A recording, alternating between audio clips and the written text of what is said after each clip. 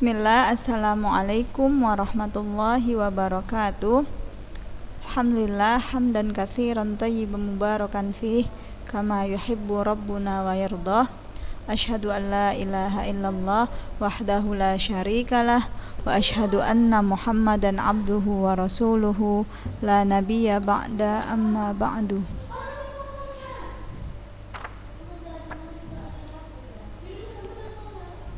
Ya, alhamdulillah anak-anak ustazah, kita akan lanjutkan kembali kitab baru ya, atau pembahasan baru yang mana kita telah menyelesaikan kitabul faraid.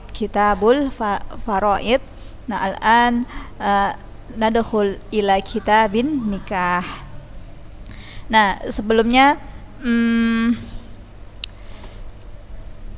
kita memohon terlebih dahulu kepada Allah Subhanahu wa taala agar diberikan Allah kemudahan dalam memahami pelajaran ini dan Allah beri kita ilmu yang berkah. Allahumma la sahla illa ma ja'altahu sahla wa anta taj'al husna idza syi'ta sahla. Allahumma inna nas'aluka ilman nafi'an wa rizqan thayyiban wa amalan mutaqabbalan. Ya, kitabun nikahi. Ya, sebelumnya anak-anak ustazah jangan merasa malu atau risih atau bahkan geli untuk mempelajarinya. Wah, nikah gitu ya. Nah,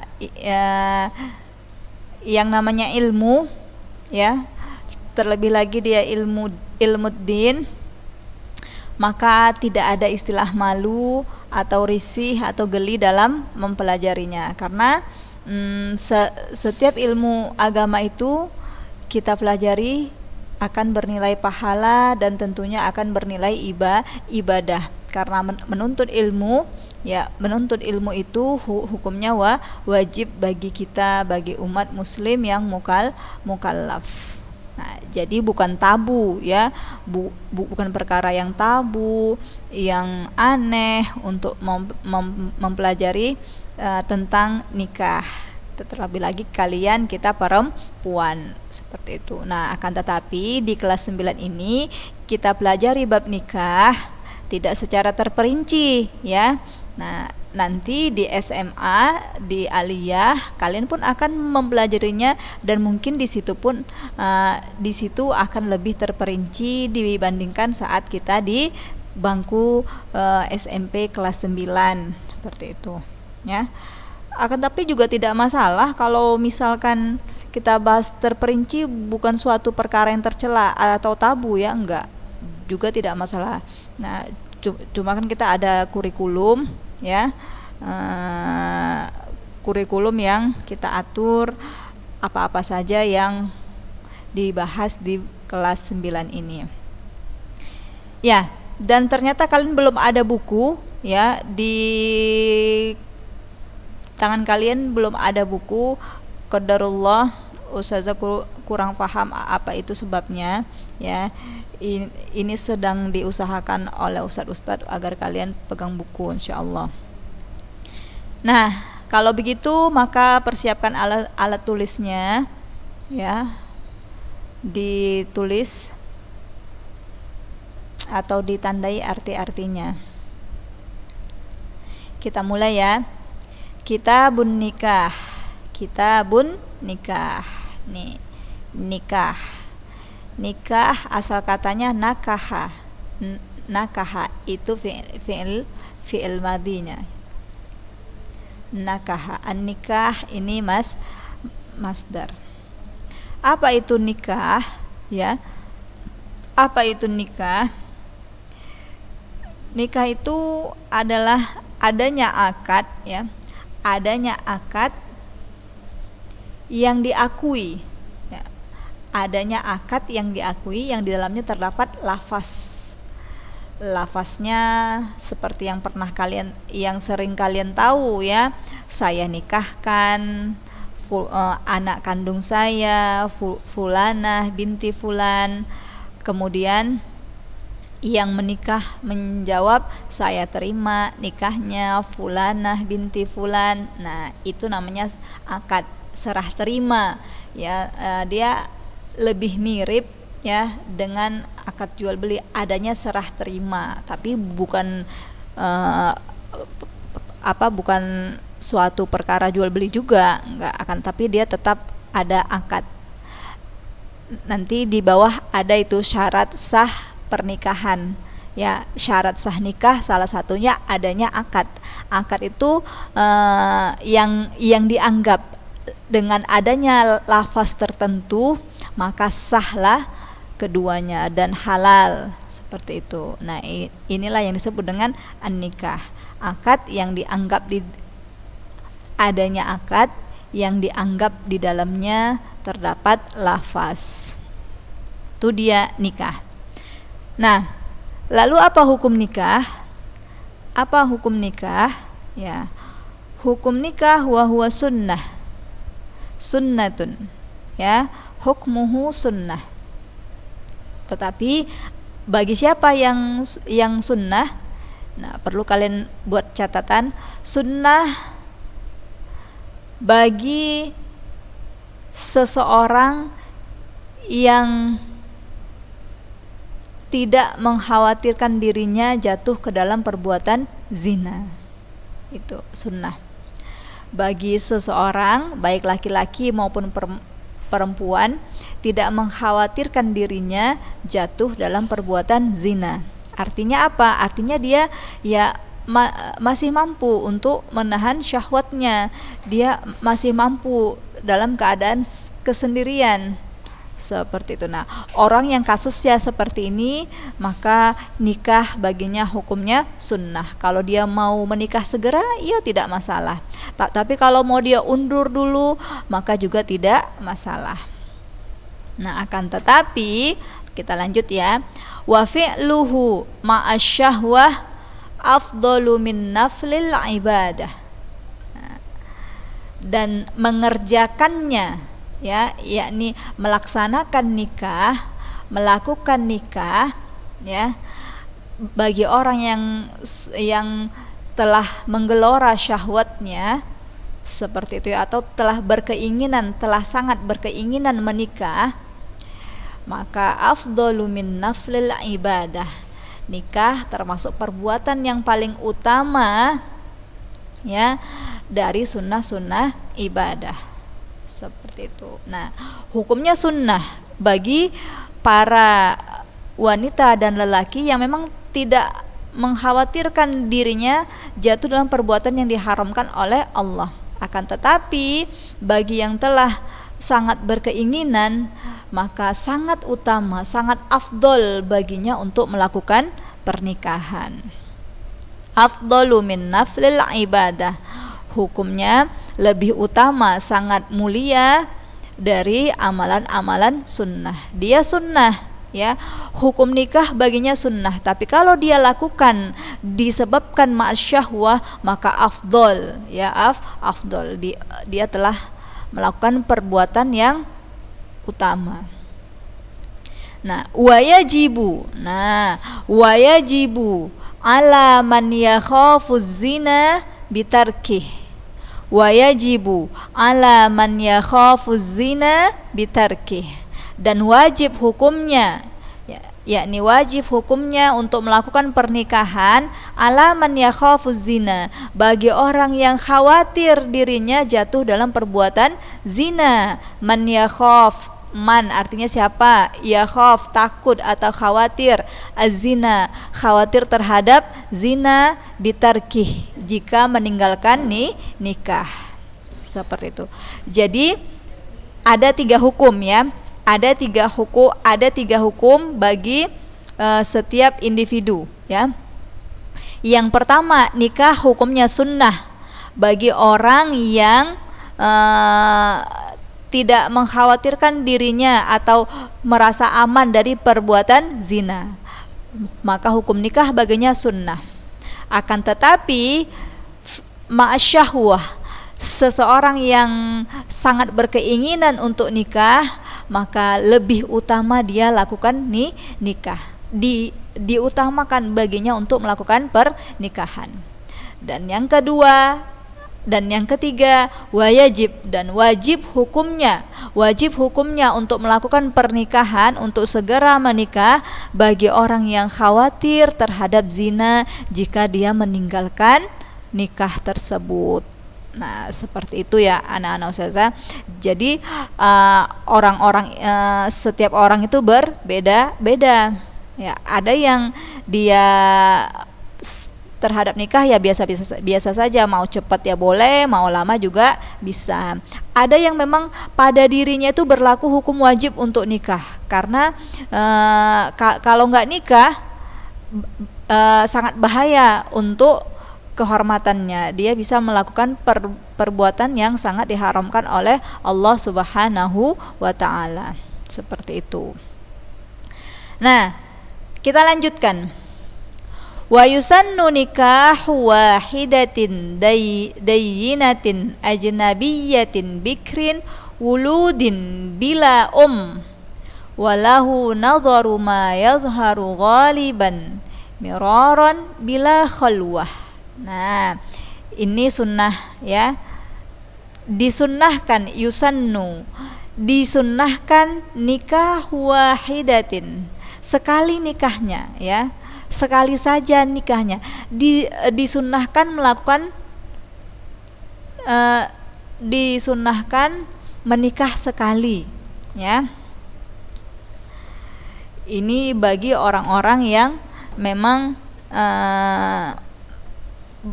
bagi lelaki yang khawatir dirinya tidak bisa berbuat adil terhadap istri-istrinya nanti kalau dia ingin menikah lebih dari satu. Nah, orang yang seperti ini disunnahkan melakukan nikah sekali saja, seperti itu. Dan dayyinah ya. Apa makna dayyinah? Satu agama ya, satu agama, yakni muslim atau muslimah. Laki-laki muslim, maka hendaknya dia mencari seorang calon istri yang muslimah. Wanita muslimah, cari calon suami yang muslim. Ajnabiyah, ini yang ketiga ya, sunnah-sunnah nikah yang ketiga. Yang pertama tadi melakukan nikah sekali. Terus dayyinah, satu agama. Akan tetapi ada nanti ya dijelaskan satu agama ini ya wajib baginya untuk perempuan. Kalau seorang muslimah wajib hukumnya mencari calon suami yang satu agama, yakni muslim, seperti itu ya. Tetapi kalau lelaki muslim diperbolehkan menikahi perempuan yang non muslim. Karena apa? Karena mafsadah dan mudharahnya ya. Kalau seorang lelaki muslim menikah dengan wanita yang non muslim, maka berkemungkinan atau peluang lebih besar itu istri akan mengikuti suami, karena suaminya nanti yang akan memimpinnya ya. Akan tapi kalau wanita muslimah menikah dengan lelaki yang non muslim ya, sangat kecil sekali kemungkinan suami yang mengikuti dirinya. Yang ada dia nanti yang dibawa ke agama suaminya. Nah,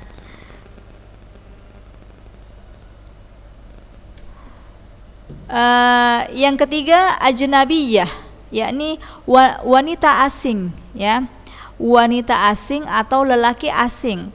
Maksudnya asing di sini apa? Yang enggak ada kaitan hubungan tali persaudaraan. Seperti itu ya. Dia benar-benar orang asing untuk kita, enggak ada kaitan kekeluargaan. Tapi ini hukumnya sunnah ya, tidak wajib. Kalau bisa dapat yang ajnabiyah maka sangat dianjurkan. Tapi kalau memang takdirnya atau memang dia sudah terpikat sama wanita atau lelaki yang masih ada hubungan kekerabatan, nah maka juga tidak mengapa. Yang kemudian bikr. Bikr ini lajang atau gadis, ya. Yang laki-laki hendaknya dia memilih perempuan yang gadis, yang single, bukan single ya, gadis. Nah, yang perempuan hendaknya mencari suami, calon suami yang masih lajang. Kemudian walud. Walud ini subur, ya. Subur, dia tidak mandul. Ini bisa kita lihat dari garis keturunannya. Maka penting untuk calon suami atau calon istri itu menyelidiki calon pasangannya, menyelidiki keturunannya, ya. Apa kalau istilah kita bibit bobot bebetnya, ya, tapi tidak juga berlebih-lebihan. Dan walahu, bagi calon suami, ini untuk laki-laki, ya, bagi seorang laki-laki, nadharu ma yadhharu ghaliban.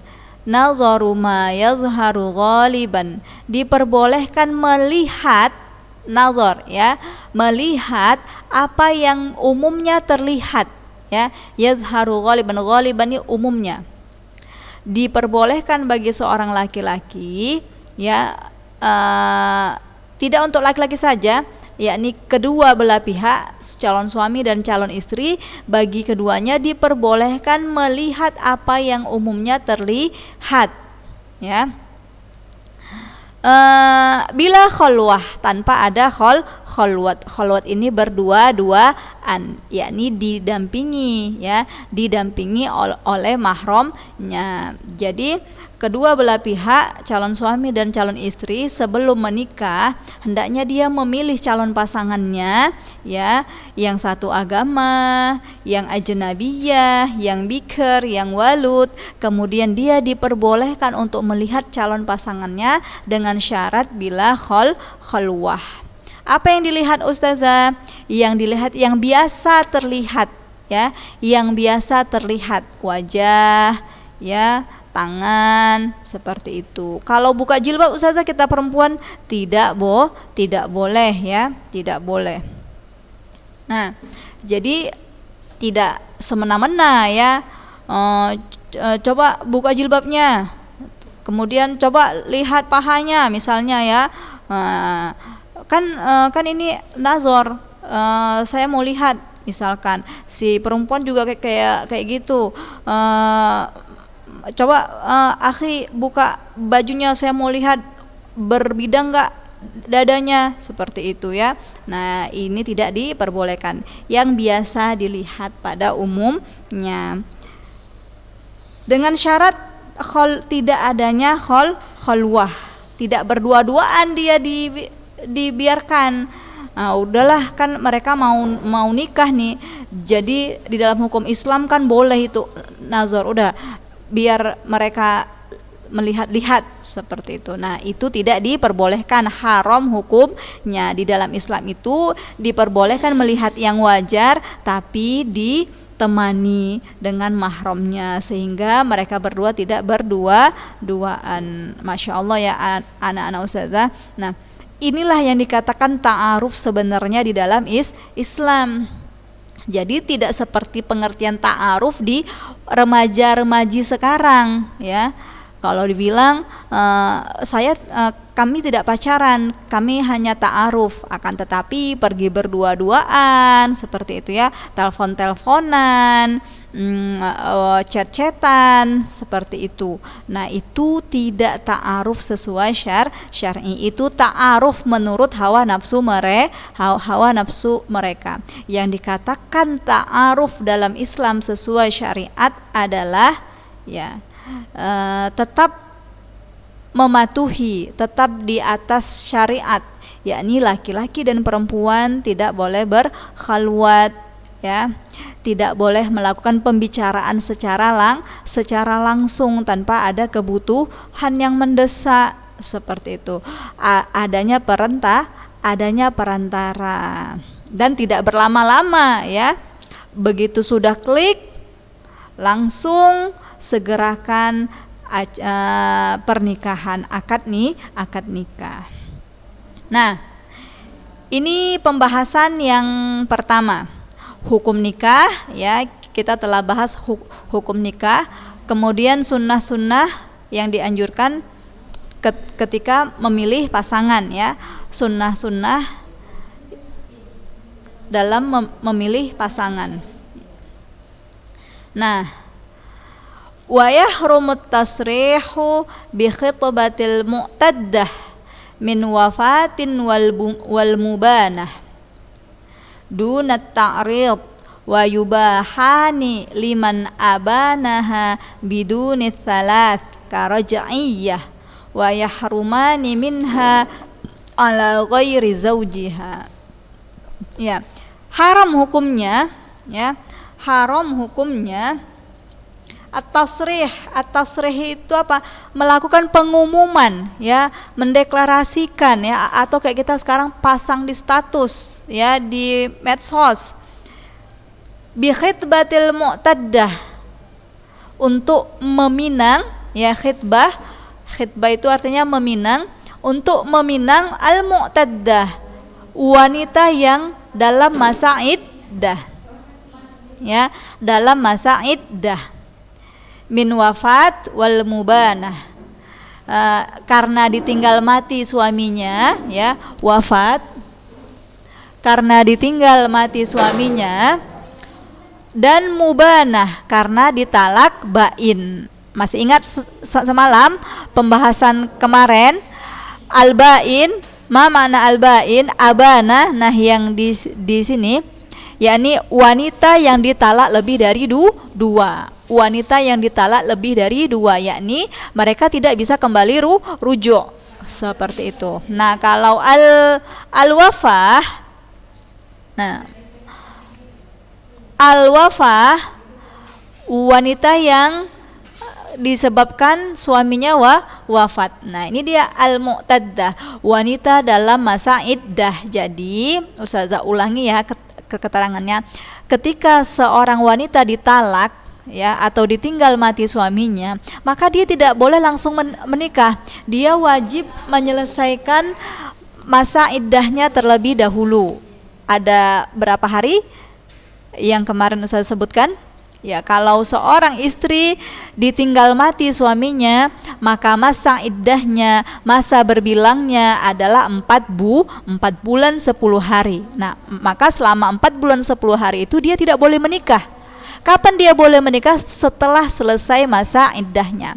Tetapi kalau wanita yang dicerai oleh suaminya, baik cerai bain, ya, lebih dari 2, ataupun talak roja'i, cerai roja'i yang bisa kembali, maka masa iddahnya adalah 3 bulan, salah 1 quru, 3 kali suci. Nah, ini dia.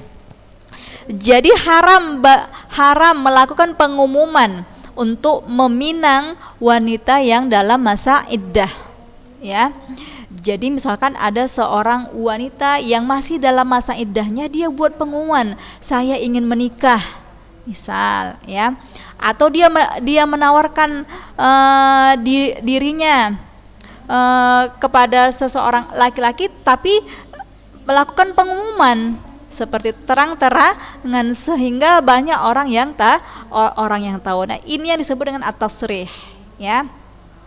Tetapi dunat ta'rid, bukan ta'rid. Ta'rid itu menawarkan diri. Dia menawarkan diri tapi tidak tasrih. Seperti itu. Kalau tasrih ini betul-betul dia buat pengumuman, ya, dia umumkan di grup WhatsApp-nya, seperti itu, atau di statusnya, atau di Instagramnya, atau di Facebooknya, atau dia gembor ke sana kemari, saya udah mau menikah, saya udah pengen menikah, seperti itu. Beda dengan ta'rid. Kalau ta'rid ini dia menawarkan diri kepada seseorang, tidak secara terang-terangan. Nah, jadi kalau wanita yang dalam masa iddah itu haram hukumnya untuk melakukan pengumuman bahwasanya dia mau menikah. Wayubahani, dan keduanya diperbolehkan. Yubahan, keduanya diperbolehkan. Apa itu yang keduanya? At-tasrih dan at-ta'rid. Melakukan pengumuman atau menawarkan diri liman abanaha bidunit thalathah, bagi wanita yang ditalak bain, ya, bagi dia yang ditalak bain. Bidunit thalath, bukan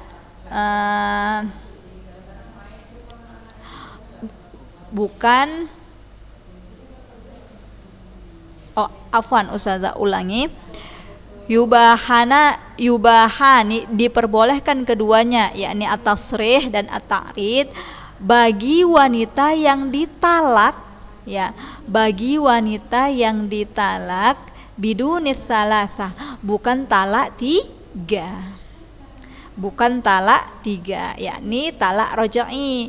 Talak roja'i itu talak 1 dan talak 2, ya, yang suami istri tadi telah cerai bisa kembali rujuk.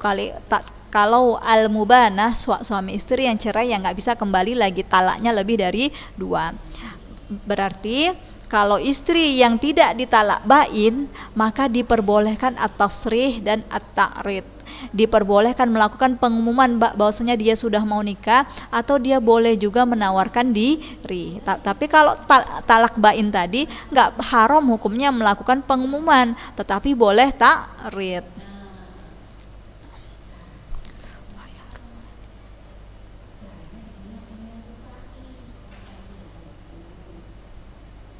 Nah, wa yahrumani minha ala ghairi zaujiha, kan tetapi haram keduanya haram, yakni at-tasrih dan at-ta'rid, ya, bagi wanita yang ditalak roja'i untuk menerima, ya, untuk menerima pinangan, ya, untuk menerima pinangan di masa iddahnya,